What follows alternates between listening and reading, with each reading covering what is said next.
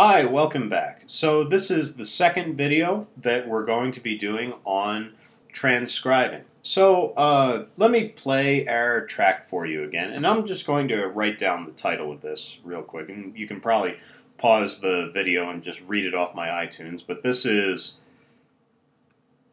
Cannonball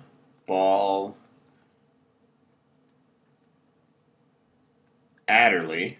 I should make that a big A. Adderley, who is an alto saxophonist. If any of you are out there or aspiring jazz players or sax players in any capacity, absolutely go to YouTube, check out all the Cannonball Adderley they have up there. Cannonball is one of my absolute all-time favorite players of any instrument. But anyway, Cannonball Adderley, and the track is One for Daddy-O. So let's play it one more time just so it's fresh in our head. So remember the question I asked you at the end of it to think about while you're listening to this. You want to think about what time signature are we playing? What time signature makes sense? So here comes the track again.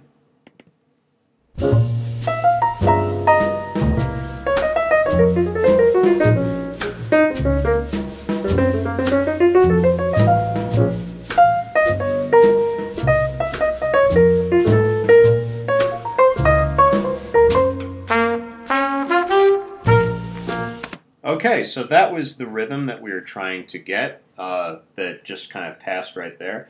So I think one of the things that we should say, and I'm going to draw in kind of two boxes right here to say that we need two numbers for our time signature.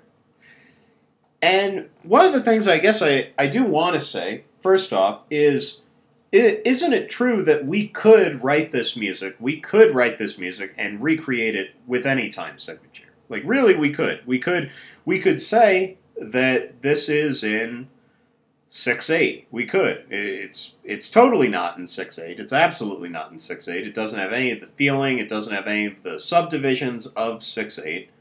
But, you know, technically, we could say, you know what, we're going to make this in 6/8 time, and we could write it out verbatim what's going on with a metronome marking and everything.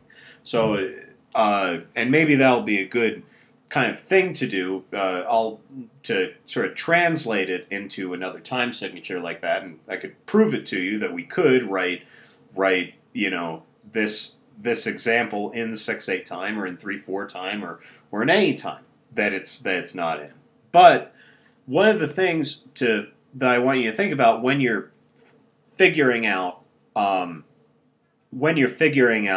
the time signature of a piece, and specifically for this piece, the big giveaway, and I'll write this in yellow, the big giveaway is, first off, that it's jazz, and second, that there are swing eighth notes, so that the eighth notes swing a little bit. So you have the boo, ba-doo, ba-doo, ba-doo, ba-doo. Listen to it one more time.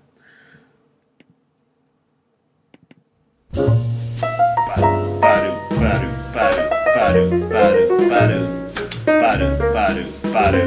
Okay? So we kind of have this little boom, ba-doo, ba-doo, ba-doo, ba-doo. Kind of little, you know, it's not a rhythmic motive at all, but it's just, that's the character of the piece. It's a swing piece. It's kind of a slower swing tune. So also another thing to do that'll help us kind of figure out what time signature this is. I'm spending a lot of time on this because you shouldn't take for granted what figuring out a time signature is. A lot of the time when you're learning transcribing, you know, instructors will just kind of think, well, or assume that you know exactly what time signature you should write everything in. You automatically know what, you know, how to figure that stuff out. And I want to try to give you some concrete rules for figuring out what time signature things are in when you are transcribing. And, you know, that's why I'm spending so much time on it right now. one of the things that I want you to do now is I'm going to play this again. I want you to count along with the recording. I want you to count. Try right now. Why don't you count to 3? Say you're going to count to 3. You're going to go 1, 2, 3, 1, 2, 3, 1, 2, 3, and just see if it feels right. See if it feels right, like you're accurately dividing the measures. I'm going to put it on right now.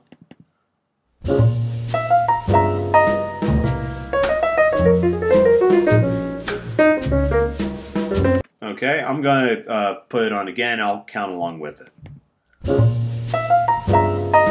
1, 2, 3, 1, 2, 3, 1, 2, 3, 1, 2, 3, 1, 2, 3.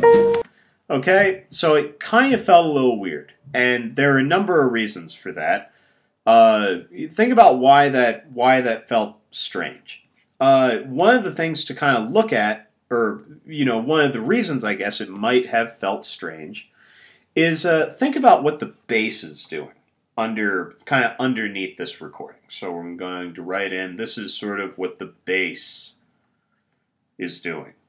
We've kind of got, if you think about how our beat is going, a bump, a bump, a bump, a bump, a bump. If that's about the tempo we're going,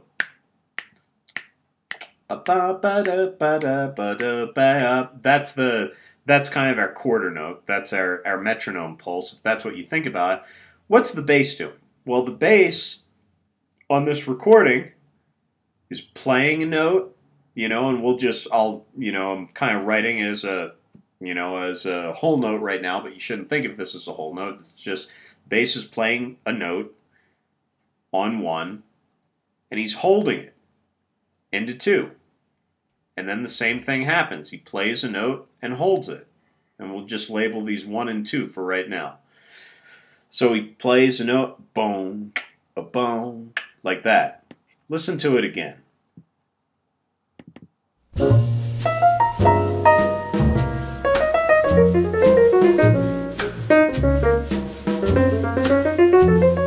So can you hear what the bass is doing? I'll kind of sing the bass line underneath it. Boom, boom, boom, boom, boom, boom, boom, boom, boom.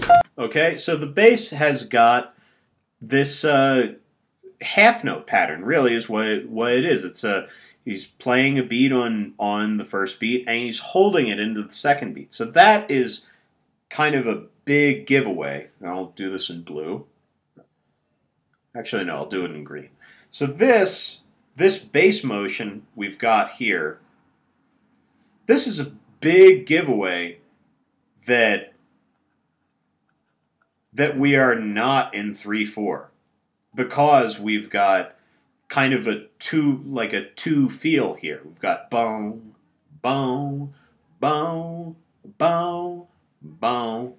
These are kind of feel like they're grouped into groups of 2 and groups of 4, because we've got this motion in the bass. So that's a good reason for this not being in 3/4. So anyway, that is I guess a little bit of a description of how to think about the time signature on this tune, and one of the techniques you can use for figuring it out. So now, why don't you just try, because we know that it's not in 3, and really common time is 4/4, and most swing tunes are in 4/4. Why don't you just try, we'll go through this, 4/4. Why don't you just try, I'm going to play the record again, and just try counting to 4. Try counting to 4 along with the record. I'll play it up until that measure we're trying to get.